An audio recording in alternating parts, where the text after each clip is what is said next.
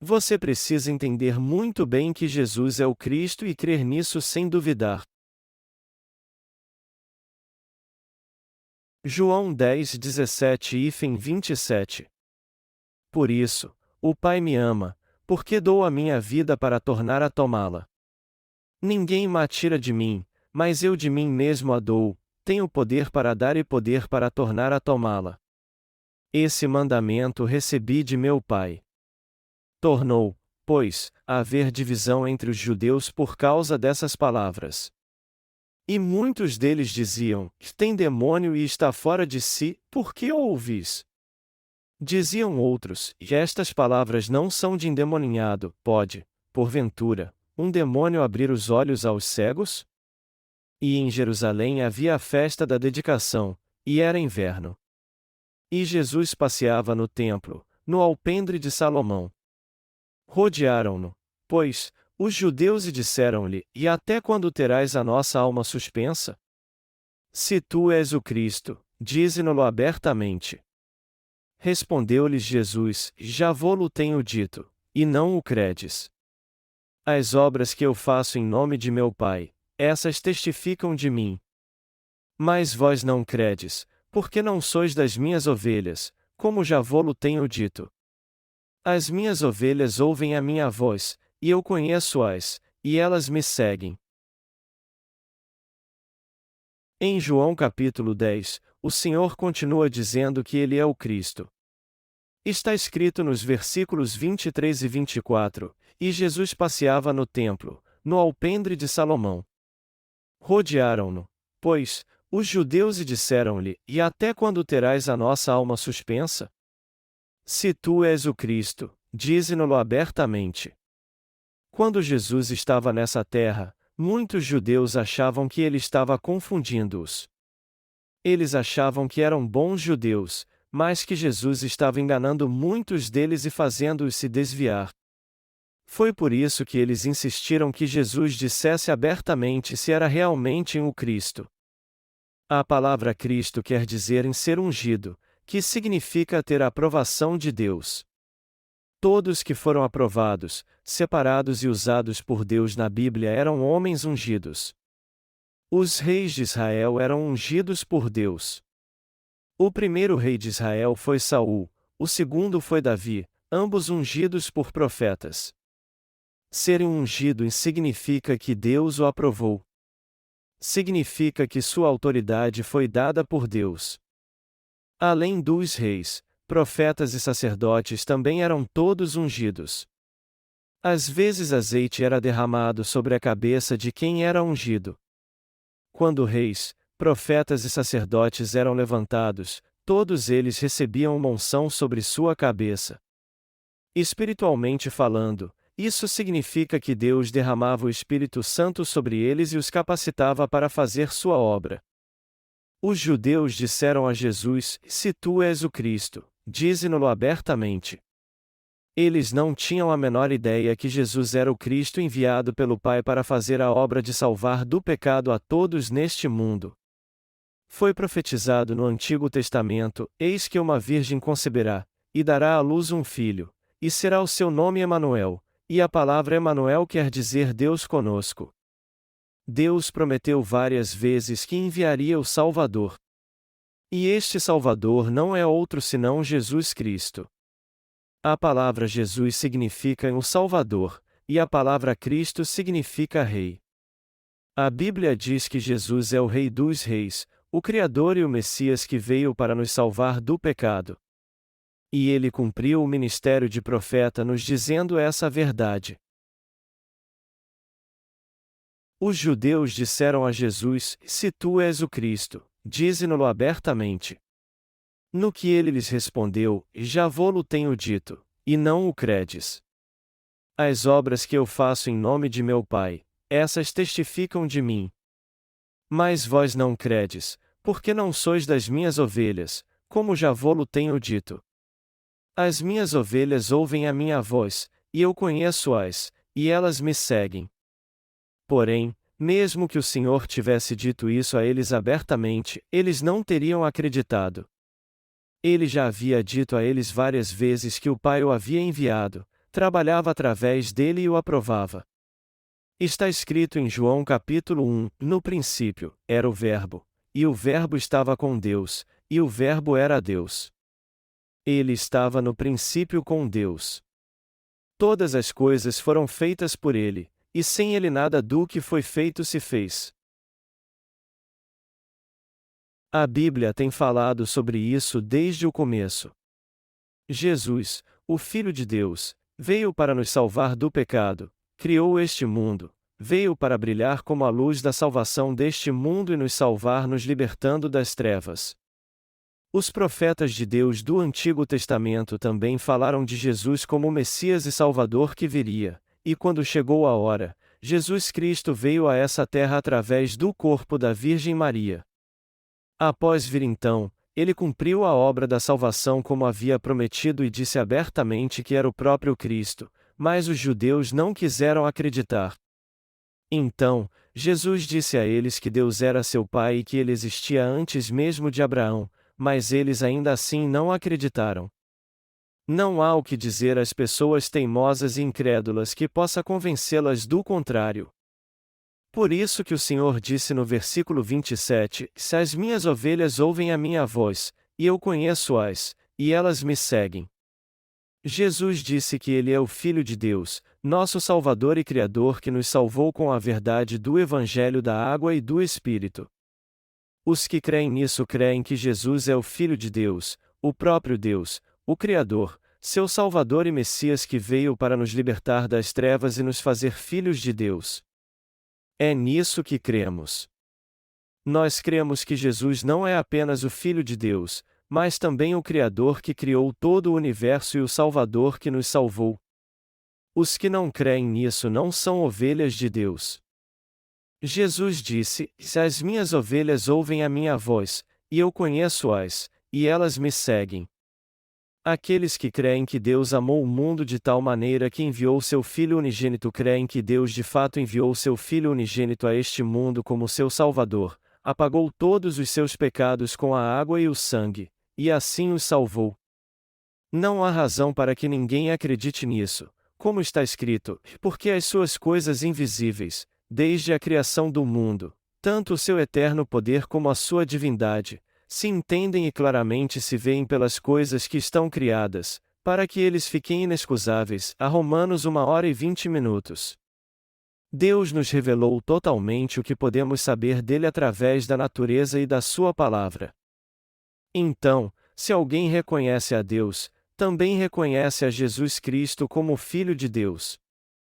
Para que fossemos salvos, Jesus teve que vir como Salvador, ser batizado por João Batista no Rio Jordão, morrer na cruz, ressuscitar dos mortos e se tornar o Salvador dos que creem no Evangelho da água e do Espírito. Não havia outra coisa a fazer. A única forma de termos sido salvos do pecado foi Jesus ter nascido nessa terra, sido batizado por João Batista aos 30 anos, morrido na cruz e ressuscitado dos mortos. Foi assim que ele nos salvou. É pela fé nisso que recebemos a salvação. Nós somos salvos tendo uma vida de retidão e fazendo boas obras. Entre bilhões de pessoas que há neste mundo, o que há de tão superior em nós, os crentes no Evangelho da água e do Espírito, que nos salvou dos nossos pecados, nos tornou filhos de Deus e nos abençoou tanto no corpo quanto no espírito, como o sol que nasce a cada dia. Não há outra forma de explicar isso a não ser pela fé em Jesus. A Bíblia diz: e em nenhum outro há salvação, porque também debaixo do céu nenhum outro nome há, dado entre os homens, pelo qual devamos ser salvos. Atos 4h12. Isso significa então que é impossível ser salvo crendo em outro além de Jesus. Está escrito: se as minhas ovelhas ouvem a minha voz, e eu conheço-as, e elas me seguem. O Senhor disse que conhecem os que creem no Evangelho da água e do Espírito. Por isso, nós também o conhecemos e o seguimos. Isso é algo natural. Há inúmeras pessoas vivendo neste mundo, e algumas delas creem que Jesus é seu Senhor, seu Criador e Salvador, e que ele apagou todos os seus pecados com o Evangelho da água e do Espírito. Por outro lado, há muitos que não creem no Evangelho da água e do Espírito. Em outras palavras, algumas pessoas neste mundo creem no Evangelho da água e do Espírito e outras não. E o fato de crer no Evangelho da água e do Espírito é o que determina se alguém é filho de Deus ou não. Melhor dizendo, isso não depende de nós. Deus é o nosso Salvador, o caminho, a verdade e a vida.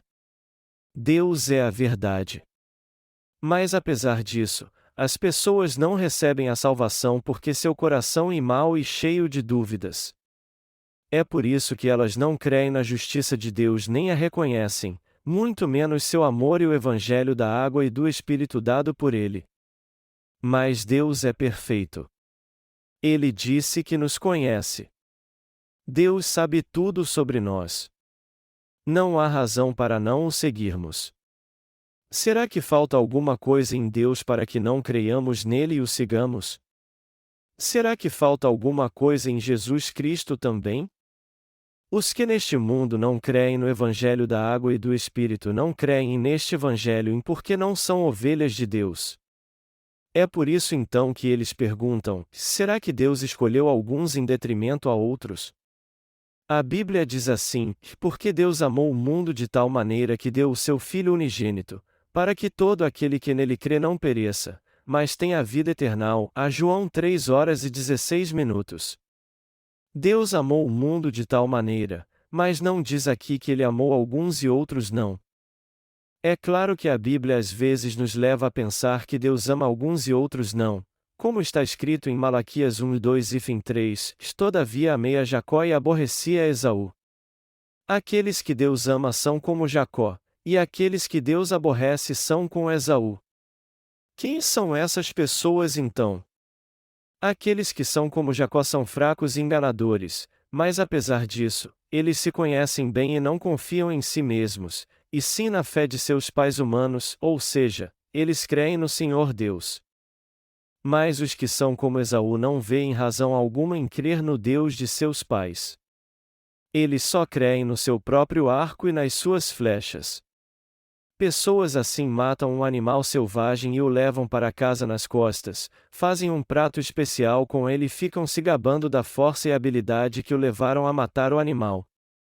Temos que entender que Deus odeia pessoas soberbas que confiam na sua própria força física.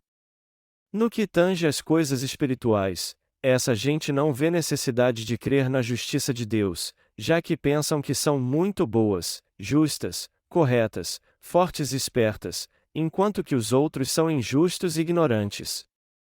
Elas acham que os que creem em Jesus são fracos e indefesos, que só os incapazes creem em Deus e confiam nele, enquanto que os que são fortes como elas não precisam confiar em Deus.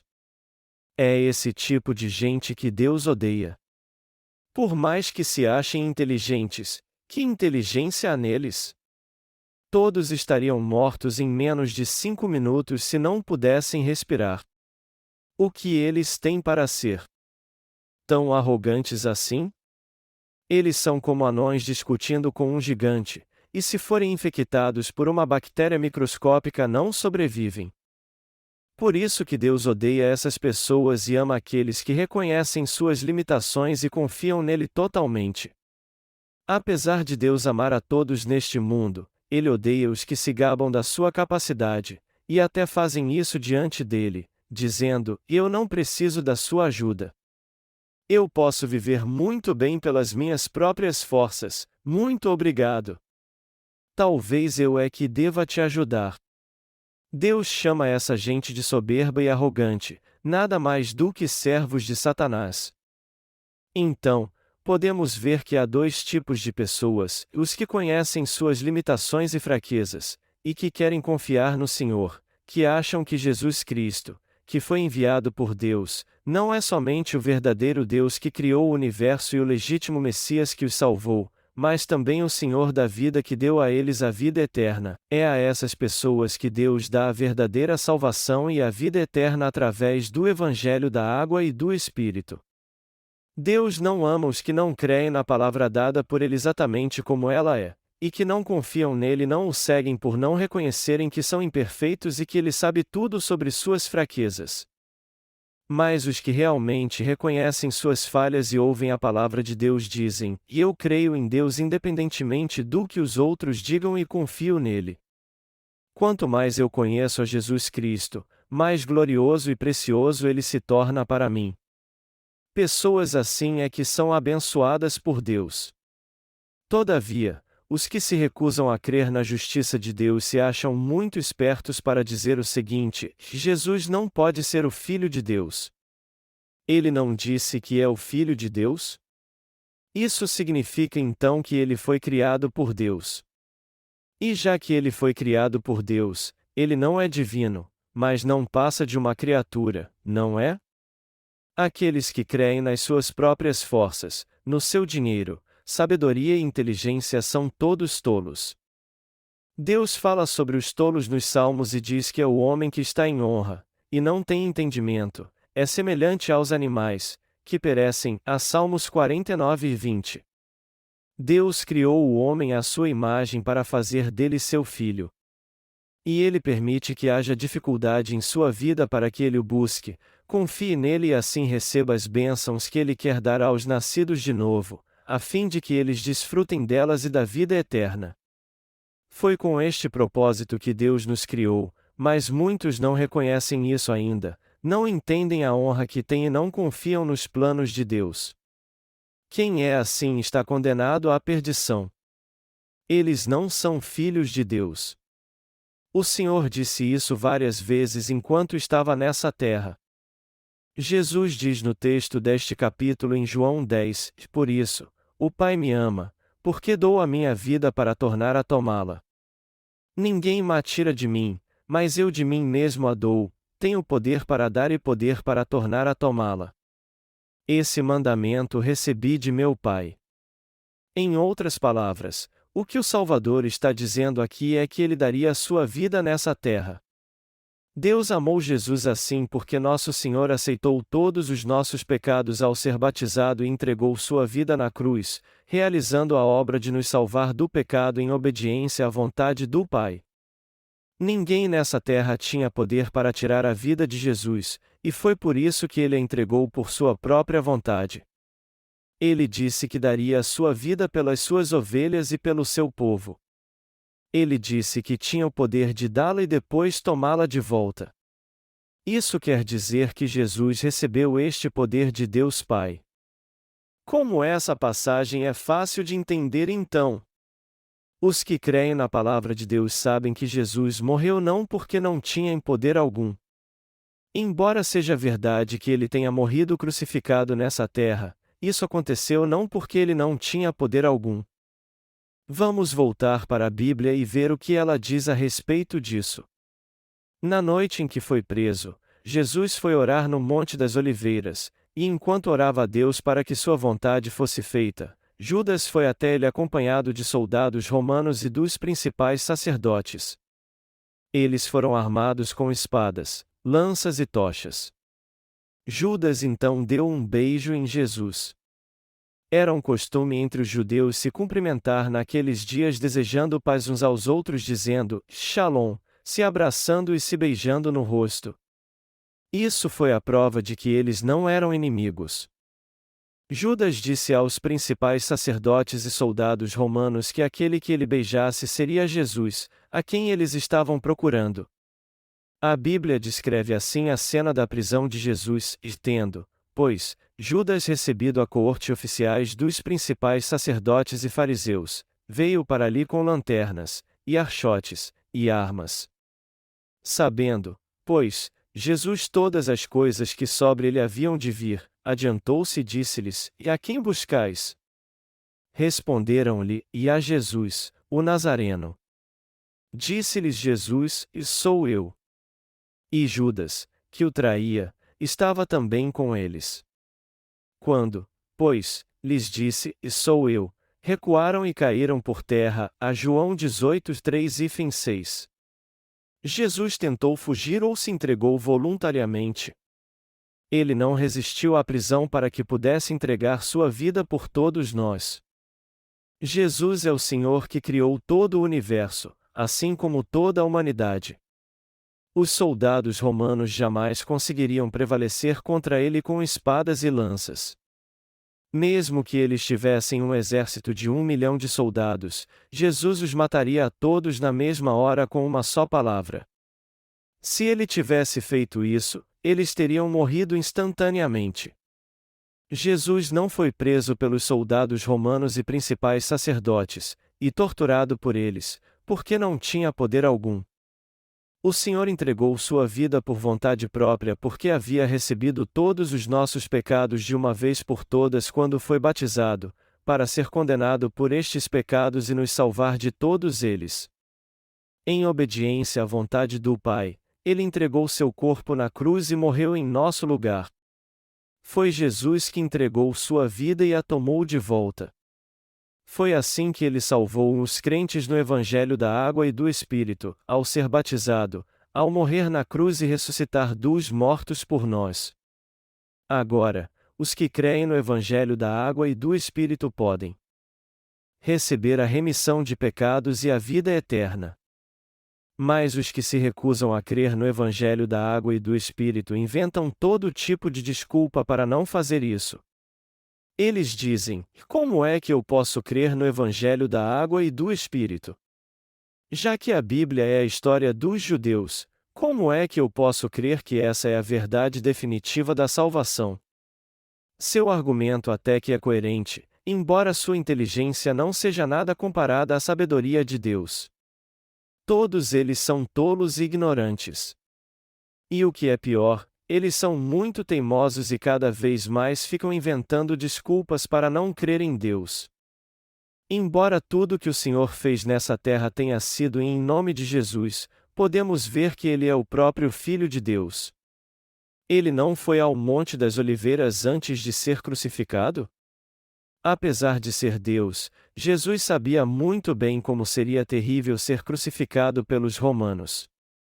Foi por isso que ele orou e pediu insistentemente ao Pai que, se possível, afastasse dele aquele cálice de sofrimento. Já que Jesus levou sobre si todos os pecados do mundo, ele tinha que ser crucificado para ser condenado por eles.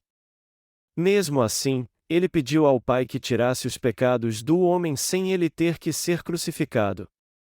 Deus não pode mentir, e por isso ele não pôde abolir a lei da salvação e do juízo que havia estabelecido.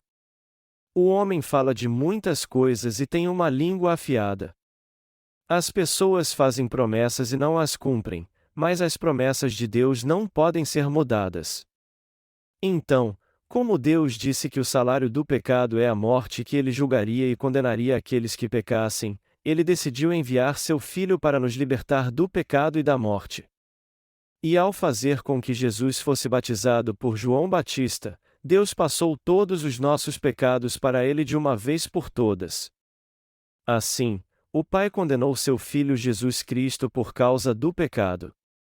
Em outras palavras, ele fez com que Jesus morresse fisicamente.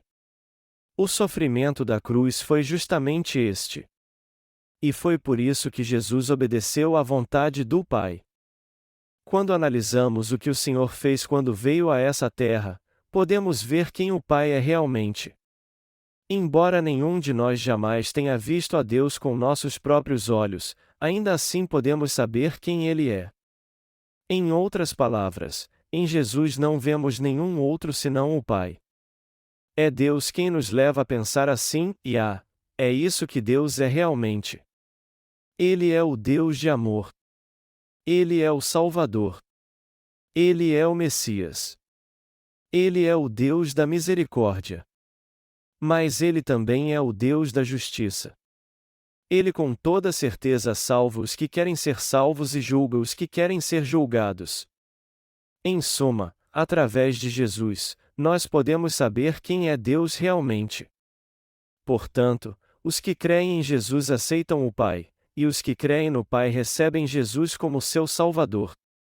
Aqueles que conhecem o amor de Deus reconhecem Jesus como o seu Salvador que veio pelo Evangelho da Água e do Espírito.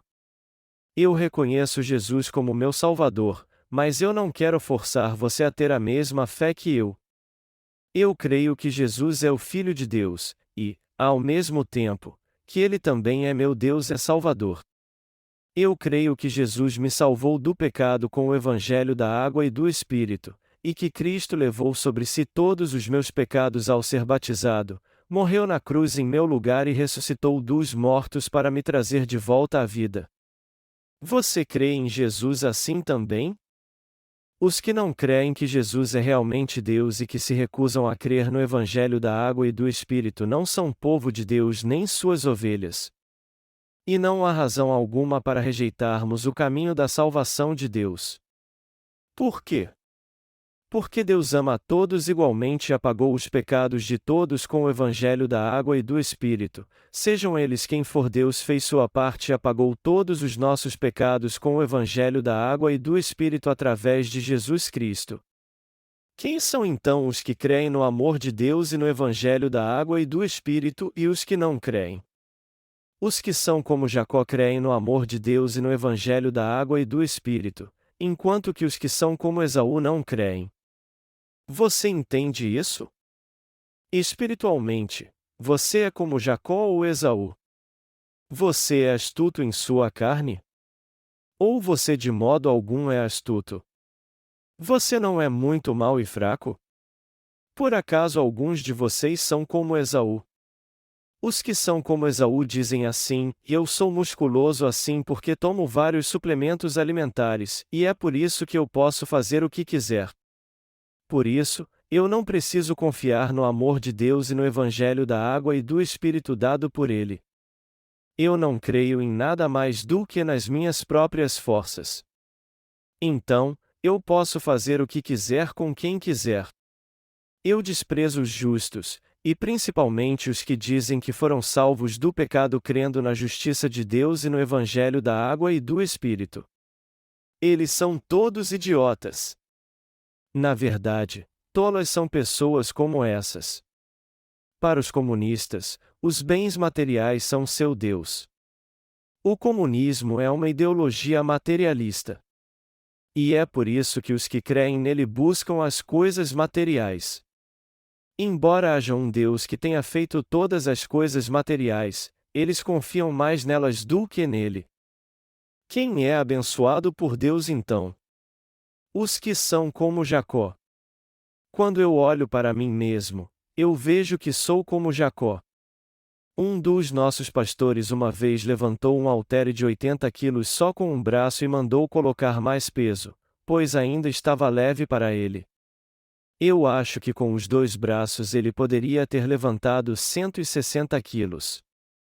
Mas se esse pastor confiasse na sua própria força, ele seria como Esaú. Porém, ele confiava em Deus e continuou assim. E embora fosse um homem muito forte, ele continuou guiando os santos ao invés de confiar em si mesmo. Mas e quanto ao nosso corpo e o nosso espírito? Eles são cheios de poder também? E estes que são cheios de habilidades, que fazem dinheiro fácil, que têm tudo, inclusive fama, que não precisam confiar em ninguém e chamam os que confiam em Deus de completos idiotas. Nós sabemos muito bem o que eles são realmente. Todos eles são imperfeitos. O homem parece ser um grande conquistador, mas na verdade não é nada. Dizem que o sonho das pessoas sempre muda quando elas envelhecem. Um garoto pode sonhar ser presidente, mas este sonho deixa de ser tão ambicioso quando ele fica mais velho, aí ele passa a sonhar em ser médico, depois funcionário público, e no fim ele só quer ter um emprego e nada mais. Temos que entender o quanto nossa carne é fraca, como somos incapazes, insignificantes diante de Deus, temos que entender seu amor e o Evangelho da água e do Espírito que ele nos deu. São pessoas assim que confiam em Deus. Se alguém tem força é porque foi Deus quem lhe deu. Os que são como Jacó confiam sempre em Deus. E é confiando no amor de Deus e no Evangelho da água e do Espírito que somos salvos. É simplesmente impossível alguém receber a salvação confiando em suas próprias forças. Confiar em Deus e na sua obra é o que significa ter fé. Confiar em Deus em tudo que diz respeito à nossa vida diária também é ter fé. Por quê? Porque conhecemos a onipotência de Deus. É isso que o Deus vivo está nos dizendo hoje. O Senhor cumpriu toda a justiça com seu batismo e com seu sangue, e agora está sentado à direita do trono do Pai como o Salvador de todos que creem no Evangelho da Água e do Espírito. Quando Jesus veio a essa terra, muitos não creram que ele era o Salvador ou o Messias. Mas foram todos que não creram nele? Não, muitos creram. Só que os que não creram foram mais do que os que creram. Hoje, a questão é se alguém crê que Jesus é o Salvador que veio a este mundo, levou sobre si os pecados do mundo ao ser batizado por João Batista aos 30 anos de idade, e agora está vivo e assentado à direita do trono do Pai. Como antes, muitos não creem em Jesus como seu Salvador, e até aqueles que confessam crer nele pregam apenas em sua morte na cruz ao invés do Evangelho da Água e do Espírito. Porém, há muitos que creem nessa verdade.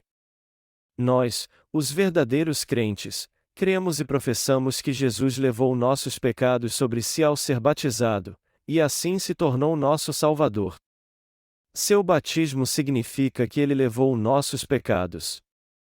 Sua morte é a nossa morte ao pecado e à destruição, assim como sua ressurreição é a nossa ressurreição. E já que confiamos em Jesus Cristo, nós não temos pecado porque ele nos salvou. Eu estou certo que você também crê nisso. Por que eu estou dizendo tudo isso? Para ver se você realmente crê que Jesus é o Filho de Deus e nosso Salvador que nos salvou com o Evangelho da Água e do Espírito. Em outras palavras, você crê realmente que Jesus é o nosso Salvador? O que eu estou perguntando é se você crê realmente no Evangelho da Água e do Espírito. Eu exorto você a crer que Jesus é o verdadeiro Deus, o Criador e nosso Salvador. A palavra em Cristo significa em um ungido em que cumpre a vontade de Deus, ou seja, aquele que nos salva do pecado.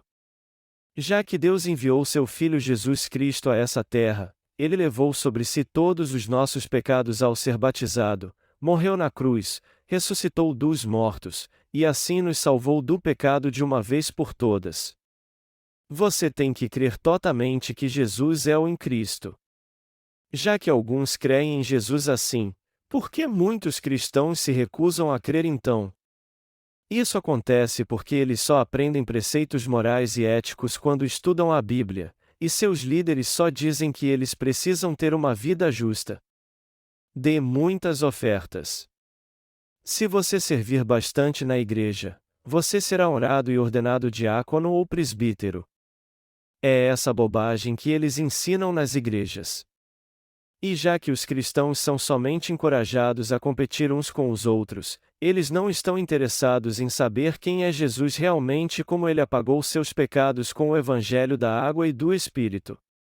Ao contrário, eles só querem continuar fazendo as mesmas coisas para ser honrados e aprovados por seus líderes. É por isso que eles estão perecendo espiritualmente. Para ser bem sincero, só há engano onde o Evangelho da Água e do Espírito não é ensinado. Isso é igual ao marketing de rede. Mas o que é marketing de rede ou simplesmente o esquema de pirâmide? Alguém cria uma firma de vendas, vai colocando aos poucos mais e mais pessoas como seus vendedores, e assim ganha muito dinheiro num curto espaço de tempo. As igrejas fazem o mesmo. Se você evangelizar e trouxer muitas pessoas para a igreja, você será muito bem visto. Na verdade, é isso que os pastores estão dizendo em suas igrejas. Se um membro evangeliza bastante, faz aumentar as ofertas e trabalha duro na igreja, ele é aprovado independentemente se recebeu ou não a remissão de pecados. É por isso que o cristianismo atualmente se tornou nada mais do que um simples negócio. É um lugar onde se reúnem vários charlatães que usam a religião para enganar os outros. Eu creio que Jesus veio a essa terra 2000 anos atrás para nos salvar, levou sobre si todos os nossos pecados quando foi batizado aos 30 anos de idade, morreu crucificado levando os pecados do mundo, ressuscitou dos mortos, foi assunto aos céus e hoje está assentado à direita do Pai. Foi assim que Jesus Cristo se tornou nosso perfeito Salvador ao vir a essa terra pelo Evangelho da Água e do Espírito. Todos vocês têm que crer nisso. Vocês têm que saber disso muito bem e crer nisso. Se vocês crerem no Evangelho da Água e do Espírito, vocês com toda certeza serão salvos. O Evangelho da Água e do Espírito é tão digno de aceitação como Jesus Cristo. E já que nós somos fracos, temos que confiar em ambos. Se crermos em Jesus e no Evangelho da Água e do Espírito, seremos salvos e nos tornaremos filhos de Deus. Quando um bebê faz 1 ano de idade, ele consegue ficar em pé e dar seus primeiros passos, e isso traz grande alegria aos seus pais. Do mesmo modo, se você andar passo a passo segundo a vontade de Deus, crendo no Evangelho da Água e do Espírito depois de se tornar seu filho, sua fé crescerá sempre que você ouvir a palavra, e isso por si só fará com que você se torne o alvo do amor de Deus. E isso não pode ser alcançado de nenhum outro jeito. Como o Evangelho da Água e do Espírito é diferente do Evangelho da cruz quando comparamos um com o outro. As pessoas não sabem a diferença entre estes dois evangelhos, mas, na verdade, eles são muito diferentes. Não seria fabuloso se os pastores deste mundo pregassem o Evangelho da Água e do Espírito em suas igrejas, e deste modo, os pecados das pessoas fossem apagados e elas servissem ao Senhor? Mas eles não fazem isso, ao contrário, só ensinam o catecismo e batizam todos que frequentam assiduamente suas igrejas.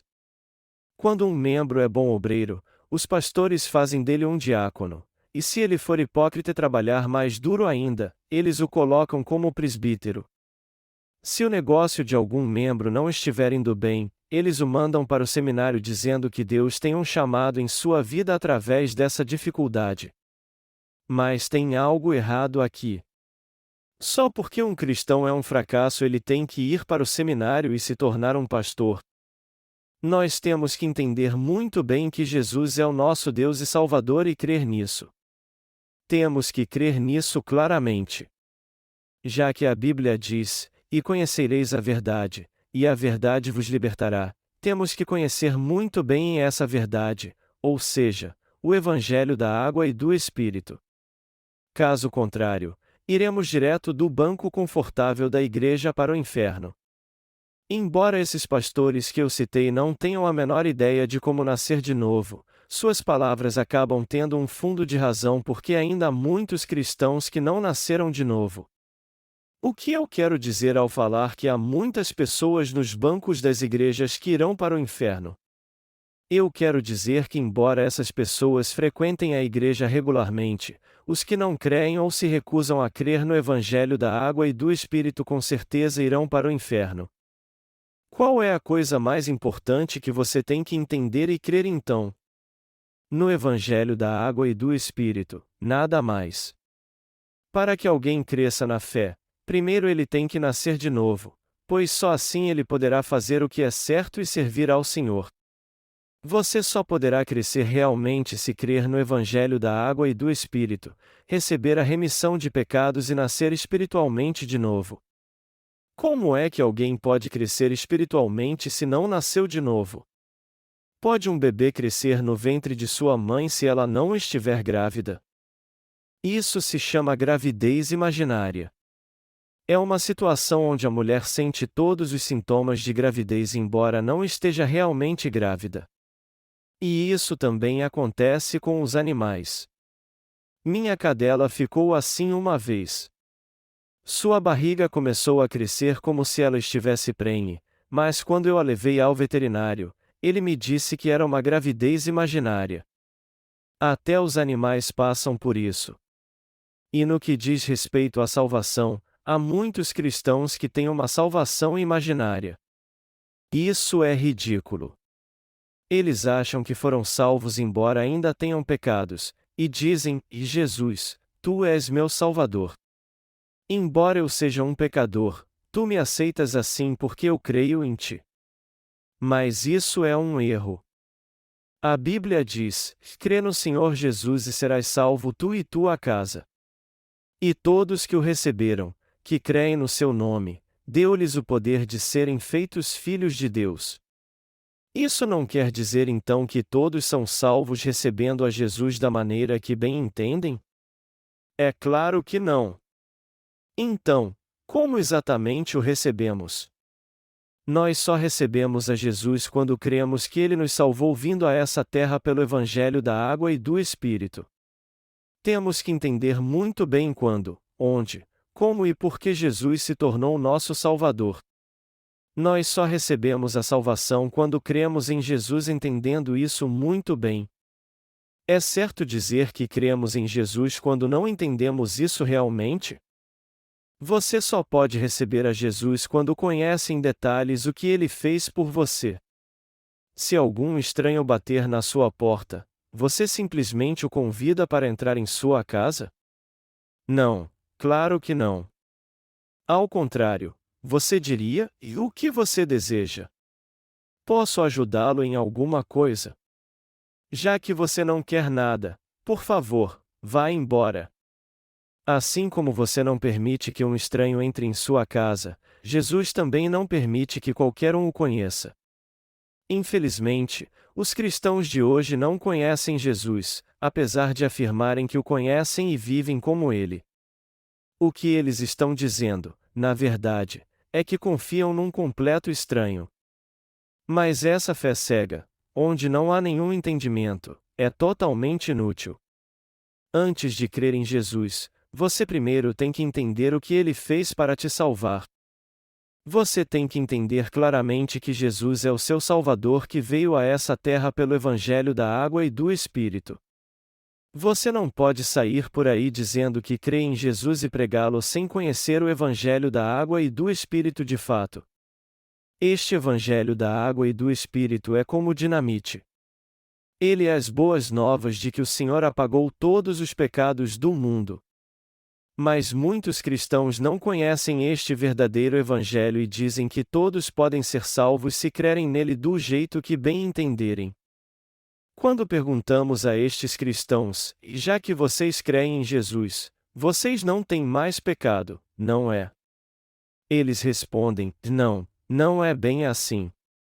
Apesar de crer em Jesus, eu ainda tenho pecado, pois não há ninguém sem pecado.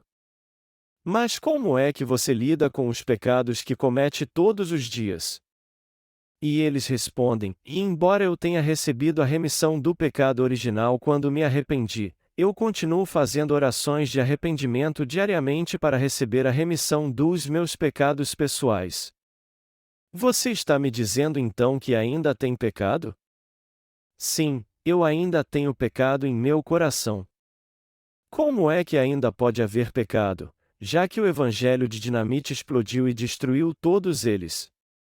Isso significa que os incristãos pecadores ainda não conhecem o evangelho da água e do Espírito. Eles não têm a menor ideia de que Jesus é o Filho de Deus e nosso Salvador. O Senhor veio a essa terra como o Filho de Deus e nos trouxe a verdade do evangelho da água e do Espírito como profeta. E como sumo sacerdote do reino dos céus, ele levou todos os pecados do homem sobre seu corpo de uma vez por todas e ao ser batizado, ao derramar todo o seu sangue na cruz enquanto levava os pecados do mundo, ao ressuscitar dos mortos e assim nos salvar por completo. Temos que entender muito bem essa verdade e crer nela totalmente. Nós temos que reconhecer a verdade deste Evangelho em nosso coração. Você conhece a verdade do Evangelho da água e do Espírito? Você tem que crer em Deus com seu coração, mas isso não significa que você pode fazer o que quiser e se deixar levar pelas suas emoções. Por mais que seja normal chorar, não se deixe levar pela emoção. Por que precisamos chorar? Nosso sentimento pode até ser verdadeiro quando choramos, porém, quando as lágrimas secam, nos sentimos totalmente diferentes. Quando choramos, somos tomados pela emoção, mas o que acontece quando o choro acaba? Esse sentimento desaparece rapidinho. Você não ri quando vê algo engraçado na televisão? As emoções mudam. E o conhecimento? Será que ele muda também? Não, não muda. E a verdade do Evangelho?